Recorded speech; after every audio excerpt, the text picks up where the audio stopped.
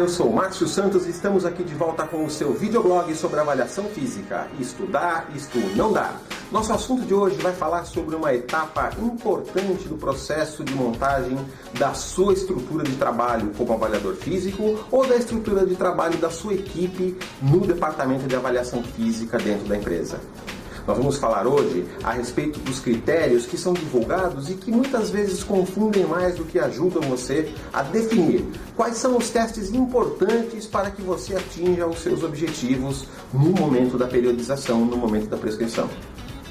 Uma das coisas importantes para se falar sobre esse assunto logo de saída é que não existe essa estrutura de a avaliação física para o judoca, a avaliação física para o nadador, a avaliação física para o idoso, a avaliação física para a criança. Na verdade, você vai me perguntar, professor, espera um pouquinho. Não existem testes específicos, por exemplo, para nadadores? Uma pergunta muito justa que você fez, e realmente isso é verdade. Existem protocolos criados para populações específicas. E essas populações, muitas vezes, podem ser determinadas por uma modalidade de desporto, como no caso a natação. Mas a colocação básica primordial do nosso assunto de hoje não é a existência de protocolos específicos. É o questionamento em função de que esses protocolos, muitas vezes, nem são interessantes neste momento do seu trabalho para você aplicá-los. Ou, de repente, eles não são a única saída e escolha que você tem para a determinação de algumas variáveis físicas que você precisa. Ou ainda, eles não se encaixam na predisposição estrutural e financeira da empresa que você trabalha. Ora, veja, se é feito dessa maneira então, e você entende que existe um módulo, você deve lembrar que a determinação desse conceito de avaliação física para idoso, avaliação física para atleta ou avaliação física para quem quer que seja, são conceitos modulares do ponto de vista organizacional e muitas vezes comercial. Não há nenhum problema em se adotar essa nomenclatura, desde que essa nomenclatura não engesse você no momento da tomada de decisão da criação de uma bateria de testes que seja aprimorada para a sua situação.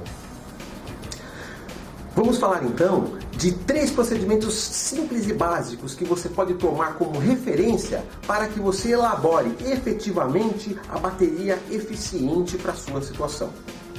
O primeiro passo é a determinação do escopo de sua avaliação física.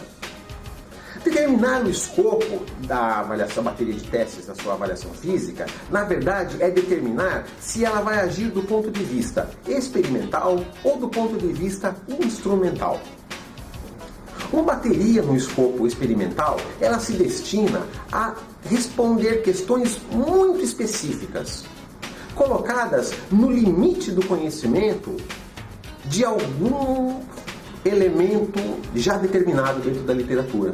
Isso quer dizer o quê? Que o pesquisador que age na pesquisa de fronteira, como a própria situação coloca, ele tenta expandir o conhecimento de algum postulado.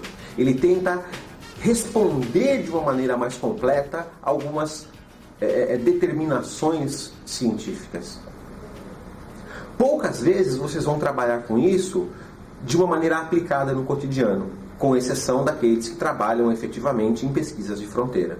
Então, a avaliação física do escopo experimental fica fechada para a questão da pesquisa exatamente, da exploração científica.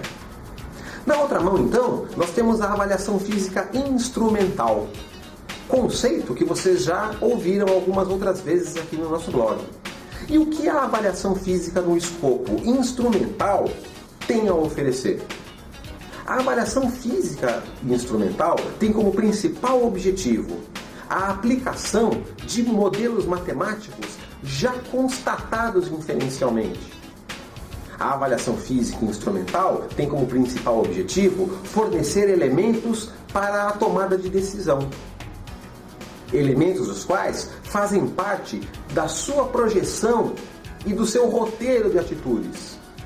Ora, veja, então aí já colocamos um parênteses muito importante, que responde quais seriam os testes que você teria na sua bateria de avaliação.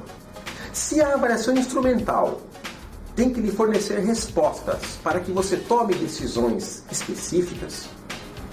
Qualquer informação que não participe dessa tomada de decisão é desnecessária.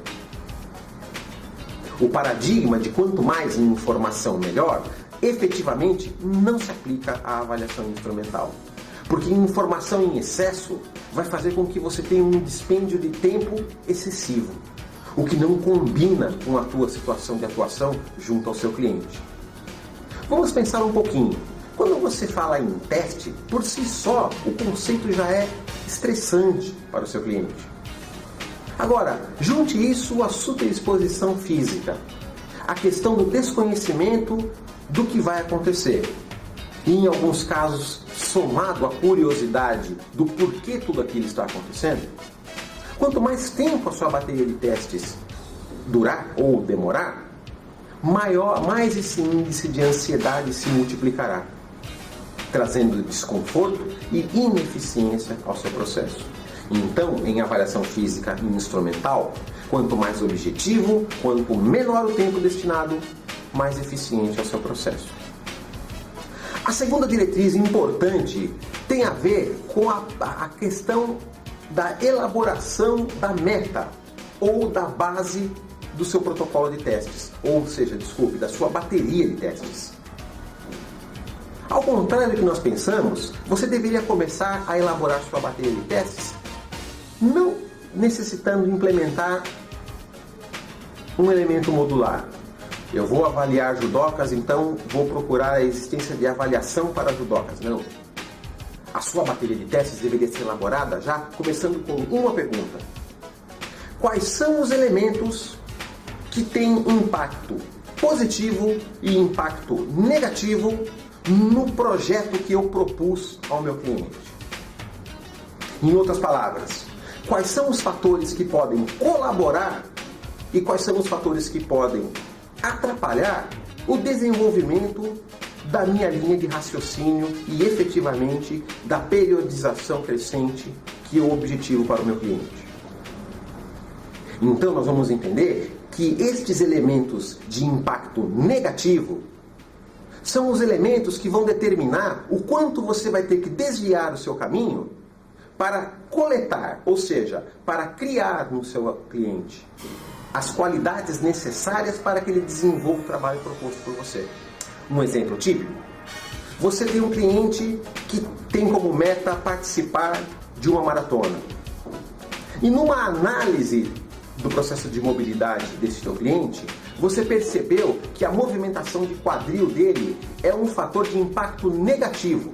Por quê? Porque ele apresenta uma baixa mobilidade de quadril.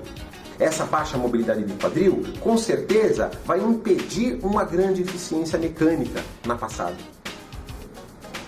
Então, a quantificação desta limitação, ou a quantificação deste elemento de impacto negativo, vai trazer para você argumentos para tomar uma decisão de o quanto você vai se desviar do seu planejamento de treinamento de corrida para conseguir uma melhor mobilidade de quadril desse cliente, ou o quanto não é necessário.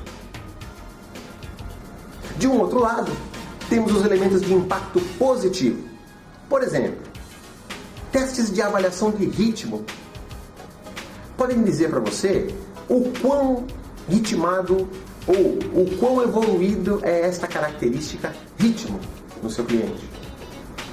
O que pode auxiliar você a tomar uma decisão de se, no processo de treinamento dele, existirá ou não atividades feitas, por exemplo, em aulas com música. Então, os elementos de impacto positivo são aqueles fatores que podem potencializar a um avanço mais acelerado, porque vão dar um leque maior de opções para você. Agora, tanto o elemento de impacto positivo quanto o elemento de impacto negativo são as suas perguntas.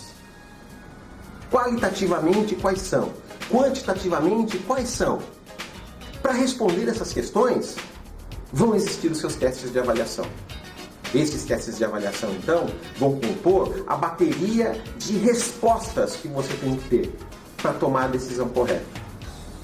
E o terceiro